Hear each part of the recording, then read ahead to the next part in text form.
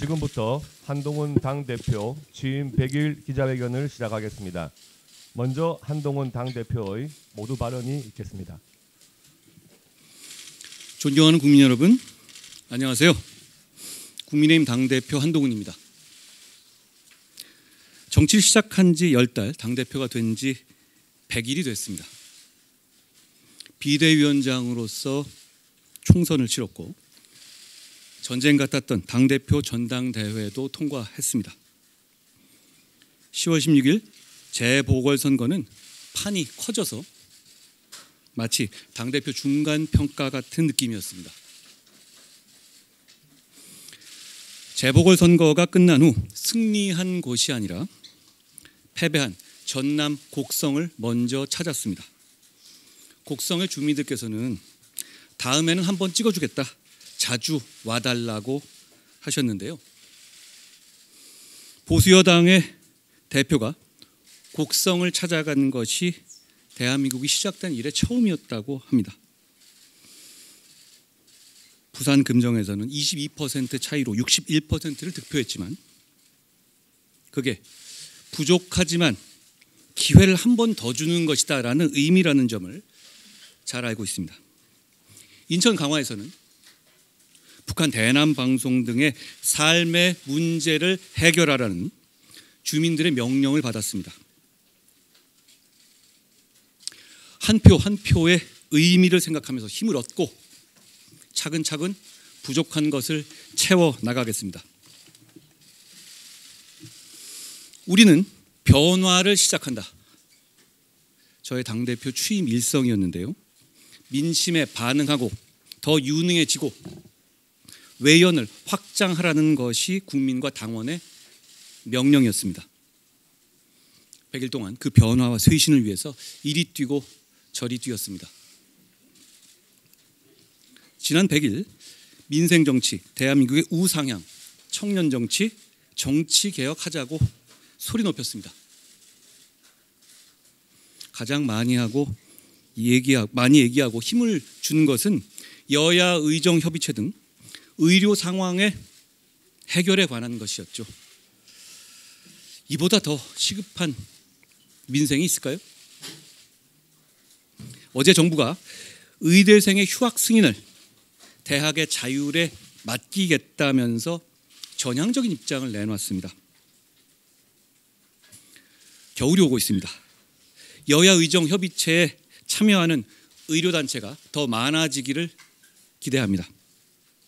끝까지 노력하겠습니다. 금투세 폐지를 집요하고 강하게 얘기했습니다.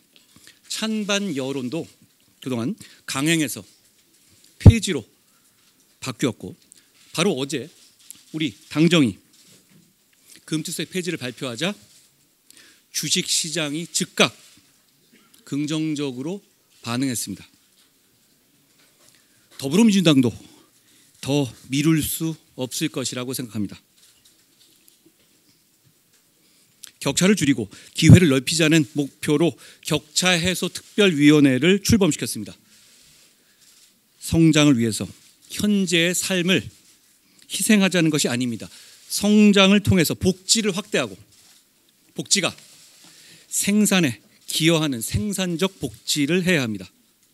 그러기 위해서 상승경제와 대한민국의 우상향이 필수적입니다.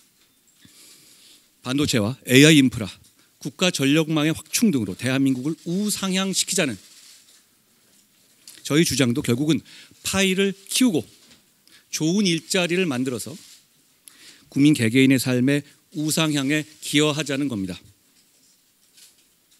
최근 물가와 고용 불안으로 민생이 어렵습니다. 당과 정의 협업으로 민생의 어려움을 한 발 한 발 챙기겠습니다. 상승 경제와 격차 해소로 국민들의 불안감을 덜어드리겠습니다. 청년의 삶과 기회는 곧 우리 대한민국의 미래입니다. 보수의 살 길 역시 청년에 있습니다. 최근 저희가 그동안 시도하지 않았던 청년 역면접 행사에서 청년과 우리 국민의 힘이 함께 성장할 수 있는 기회를 받습니다. 청년에게 진짜 잘하겠습니다. 청년의 힘 TF를 만들고 청년들과 좋은 인재들을 체계적으로 발굴 육성할 수 있도록 인재영입위원회를 상설화했습니다. 여야 대표 회담에서는 정치 개혁을 주장했습니다. 제가 얘기하는 변화와 쇄신은 우리만 바꾸겠다는 얘기가 아닙니다. 정치권 전체가 국민 앞에서 새롭게 변화하고 쇄신하는 큰 정치 개혁으로 확장되어야 합니다. 총선에서 약속드린 정치 개혁 방안들을 확실하게 관철시키겠습니다. 간첩법의 개정과 국정원의 대공수사권 복원을 이슈화하고 진전시킨 것은 대한민국을 지키기 위한 것이었습니다. 대한민국과 보수의 정체성을 분명히 했고 북한의 무도한 도발과 억지 그리고 우크라이나 참전에 대해서 분명히 경고했습니다. 집권당의 대표로서 대통령과 회동했습니다. 과거와 다른 수평적인 당정 관계로서의 발전적인 전환은 국민의힘의 시급한 과제 중 하나였습니다. 당정이 시너지를 높여서 상생해야만 나라의 퇴행을 막는 정권 재창출이 가능하기 때문입니다.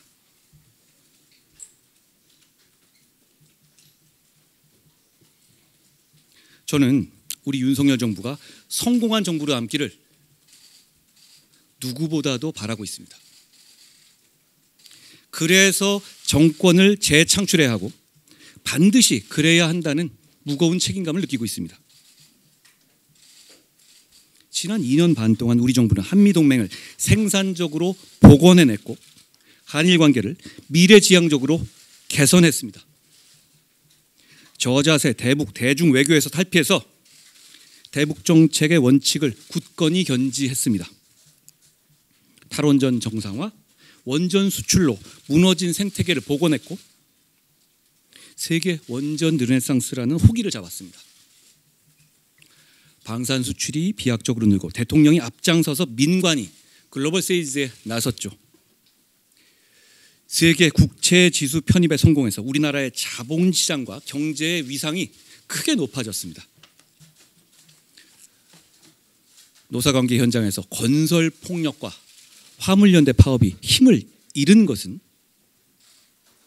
정말 큰 성과였습니다. 연금, 의료, 교육, 노동 등 4대 개혁은 지금까지 어떤 정부도 해내지 못했지만 더 이상 피할 수 없는 당과 정이 함께 추진해야 할 포기할 수 없는 과제이기도 합니다. 다만 이런 개혁의 성과들이 그리고 과제들이 몇몇 상황들에 대한 국민들의 실망과 우려에 가려져서 제대로 평가받지 못하고 있는 것이 안타깝습니다. 그런 우려와 실망을 해결하고 극복하지 못한다면 개혁 추진은 어렵습니다. 역설적으로 그런 우려와 실망을 해결하고 극복한다면 개혁 추진은 정말 제대로 힘을 받을 수 있을 겁니다. 우리에게는 2년 반이 남아 있습니다. 무엇이든 할 수 있는 시간이고 그 2년 반의 당과 정의 성과가 다음 정권의 향방을 좌우하게 될 겁니다. 제대로 평가받고 그에 터잡아서 개혁의 동력을 키우기 위해서는 겨울이 오기 전에 11월에 먼저 매듭지어야 할 것들이 있습니다. 첫째, 여야 의정을 통해서 의정 갈등을 풀고 의료 공백에 대한 국민들의 불안감을 해소시켜드려야 합니다. 추위가 찾아오면 의료 수요가 폭증하죠. 지금 풀지 못하면 그야말로 파국이 올 겁니다. 둘째, 발상을 전환하고 변화하고 쇄신해야만 야당의 헌정 파괴 시도를 막아낼 수 있습니다. 그 기준은 민심입니다. 최근 드러난 문제들을 비롯해서 국민들께서 우려하시는 지점들에 대해서 과감하고 선제적으로 해결책을 제시하고 관철할 수 있어야 합니다. 폭풍이 지나기를 기다리는 일은 옳지 않다. 폭풍을 두려워하며 바라보는 일은 더욱 옳지 않다.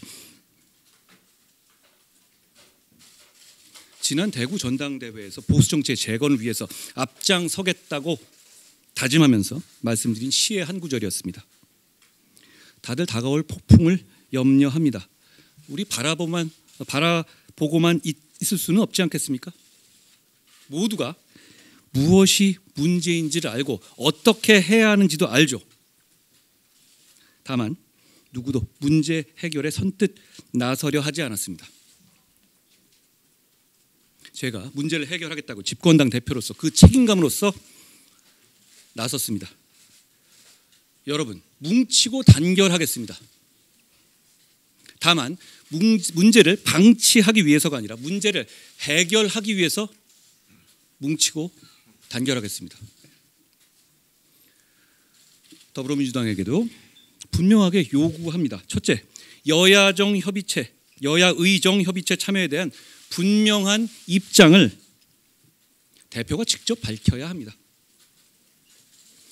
지금 국면에서 의료 상황의 해결은 가장 중요한 민생이고 또 민생입니다. 여야의정 협의체를 가장 먼저 언급했던 민주당이 이제 와서 시기상조다라고 하는 것은 민생을 포기하고 국민의 건강과 생명을 외면하는 것입니다. 국민의 건강을 정략적으로 볼모 삼아서는 안 됩니다. 둘째, 북한이 러시아를 위해서 파병하고 참전했습니다. 세계 평화를 위협하는 북한의 무도한 행위에 대해서 민주당은 명확하고 공식적인 입장을 밝혀야 합니다. 민주당은 국정원 고문기술 전수다라는 황당한 말 대신에 북한 참전에 대해서 우리 정부를 향해서 말고 북한을 상대로 한 입장을 밝혀야 합니다. 셋째, 대표의 범죄 혐의에 대한 방탄을 위해서 헌정 위기를 조장하고 사법 시스템을 난도질하는 폭력적인 정치 행태를 중단해야 합니다. 그 어떤 개인도 시스템 위에 있을 수 없고 그래서도 안 됩니다. 사법 시스템을 전복하는 것은 나라의 근간을 무너뜨리는 것입니다. 국민의힘이 국민과 함께 막을 겁니다. 제가 앞장설 겁니다. 우리 국민의힘은 지금 절체절명의 위기 상황입니다.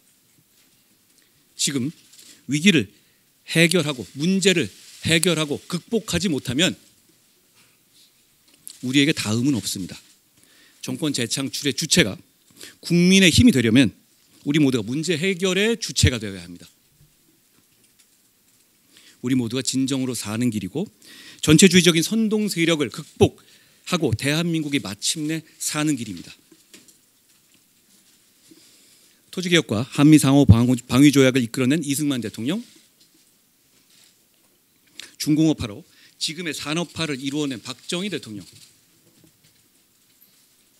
금융실명제로 부패 사슬을 끊어낸 김영삼 대통령은 우리 당의 역사에 자랑스럽게 새겨져 있습니다.